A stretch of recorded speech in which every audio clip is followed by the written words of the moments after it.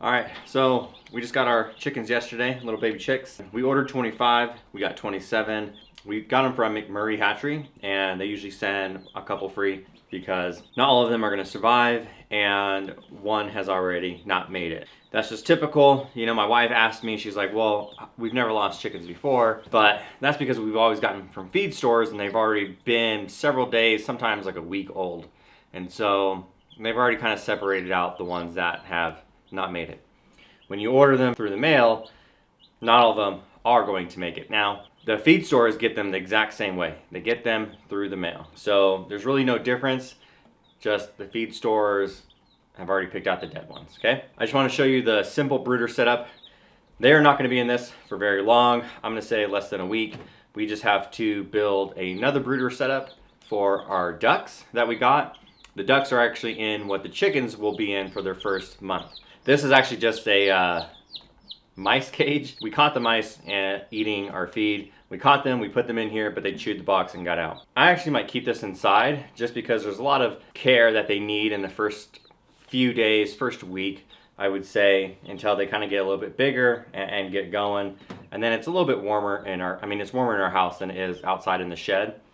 They were in the shed last night. Our ducklings are in the shed and they're doing just fine with the heat lamps. Again, when they're brand new, there's some things that you have to watch for and take care of. Now, if you're doing hundreds or thousands of chickens, the ones that are gonna die are just gonna die. But if you have a smaller setup, you can actually take care of them a little bit better and have a higher rate of success on them living. So, like I said, one's already passed away. When we got them, it was kind of one of the absolute smallest, and it just wasn't doing that great throughout the day. By the evening, it was looking like it wasn't gonna make it. I was trying to give it water and a little bit of feed, but it just wasn't having it, and went out there this morning and it was gone. So we got one more that's a bit tinier than all the other ones. That one might not make it as well. All right, so let me just show you through the brooder. So your main thing is a heat lamp. The heat lamps are all basically the same.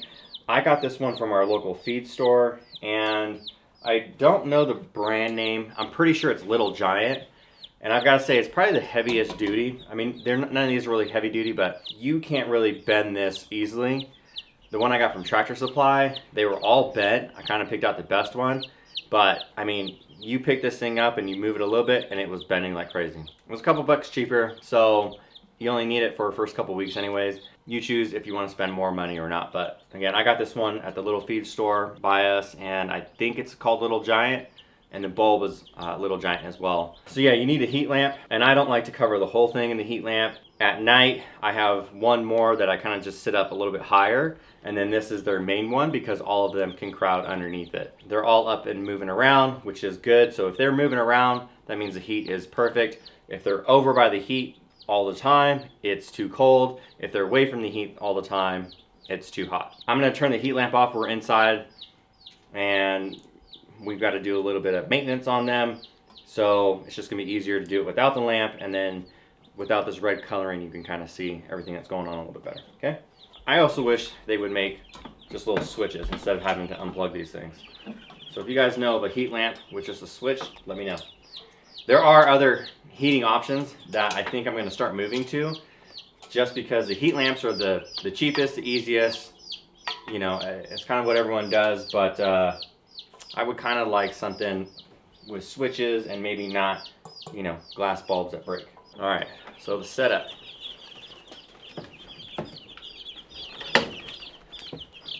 So one of the most important things with baby chicks is protecting them from drafts. That's why this is a solid side, and then the top, you know, is for all of the air to move through, but we don't want drafts on them because just a little bit of wind across them can really cool them down and be bad for them.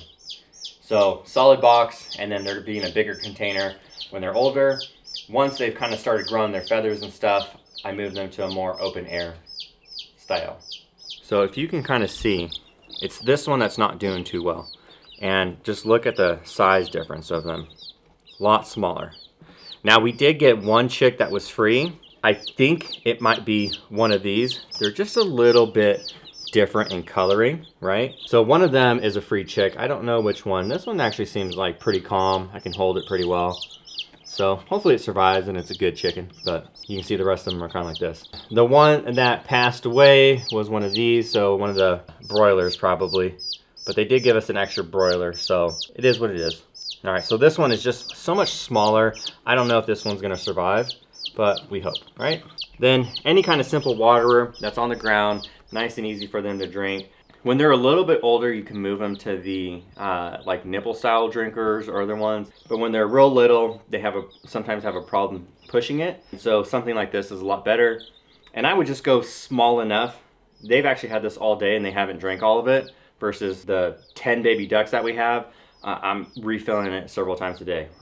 Ducks are just wasteful. I would go smaller because you're gonna have to constantly clean this.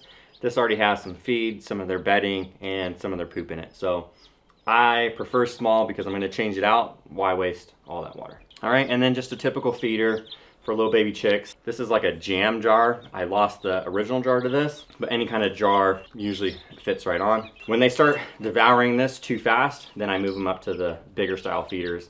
But this one is pretty good.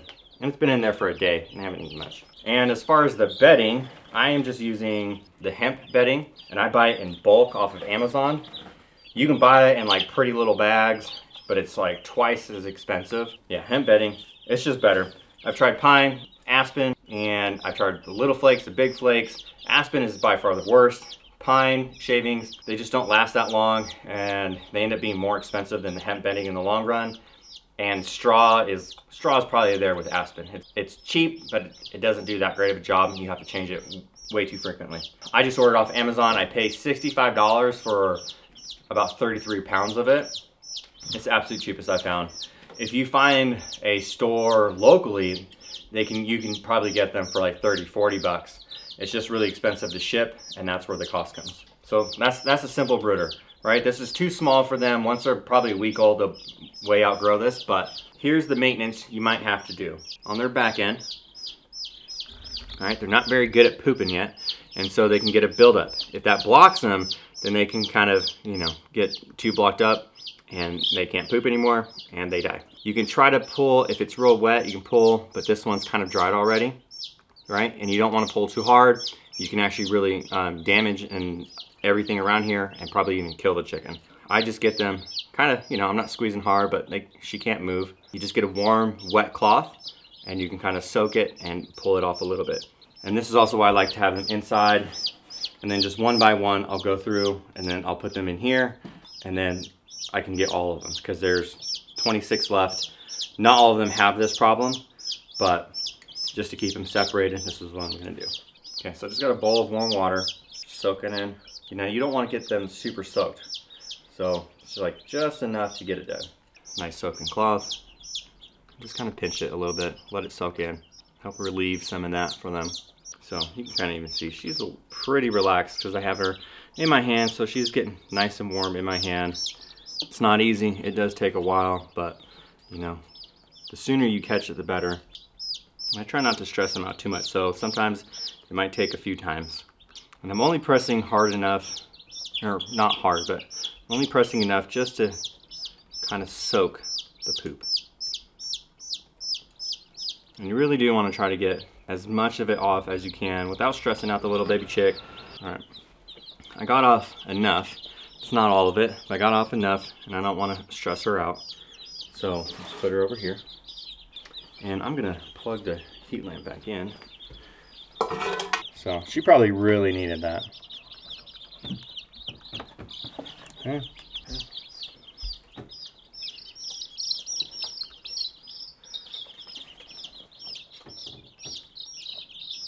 So one by one, just checking them out, moving them over. Here's another one. And so the way I like to do it is have their head out, and then you got the rest of them kind of, I'm just loosely gripping. Okay, she's clear.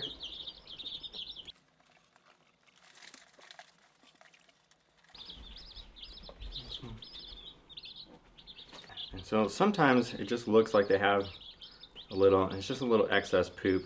It's not really blocking. We're gonna hurt them. It'll dry up and fall off, hopefully. And your main goal is to make sure the poop chute is open, and if there's a bunch of excess on there, then it can catch on it and then dry and eventually come back and block again.